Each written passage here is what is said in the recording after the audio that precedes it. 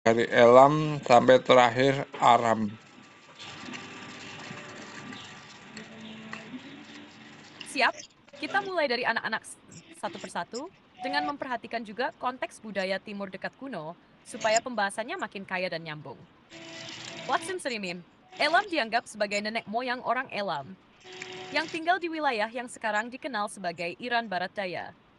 Dalam budaya Timur Dekat kuno, bangsa Elam punya pengaruh besar, apalagi terhadap Babilonia dan Sumeria. Mereka juga punya kerajaan sendiri yang disebut Kerajaan Elam, dengan pusatnya di Susa. Susa juga disebut dalam Alkitab, misalnya dalam kitab Esther dan Nehemia.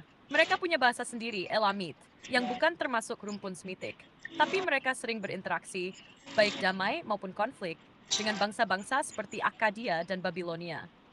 Asyur ini, nenek moyang bangsa Asyur, yang kelak membangun kekaisaran Asyur yang sangat besar dan dominan di wilayah Mesopotamia.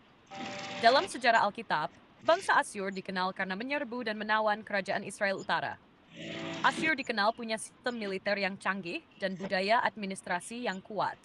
Kota-kota penting mereka seperti Ninive sering disebut dalam Alkitab, misalnya dalam kisah Yunus.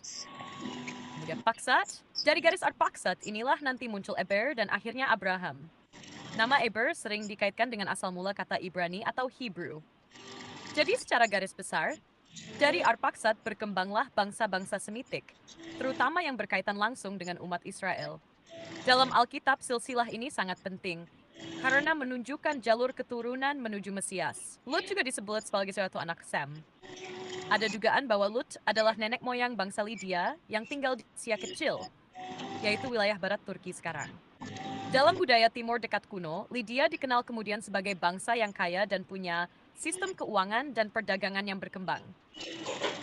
Namun, keterkaitan antara Lut dan bangsa Lydia masih jadi perdebatan karena tidak banyak catatan kuno yang mendukung secara eksplisit. Akes, nah ini menarik juga. Aram adalah leluhur bangsa Aram yang tinggal di daerah sekitar Suriah sekarang.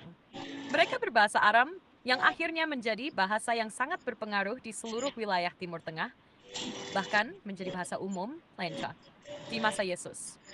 Bahasa Aram banyak dipakai dalam bagian perjanjian lama, seperti dalam kitab Daniel dan Ezra. Bangsa Aram juga punya kerajaan-kerajaan seperti Aram Damaskus yang cukup kuat dan sering berinteraksi, kadang konflik, dengan bangsa Israel. Nah, kalau kamu mau, kita bisa gali lebih dalam satu persatu dari mereka, misalnya mulai dari Elam dan masuk ke sisi budayaannya, pengaruhnya, dan keterkaitannya dengan bangsa lain. Kamu mau kita lanjut ke Elam dulu, atau langsung lompat ke yang lain? Oke, kita mulai dari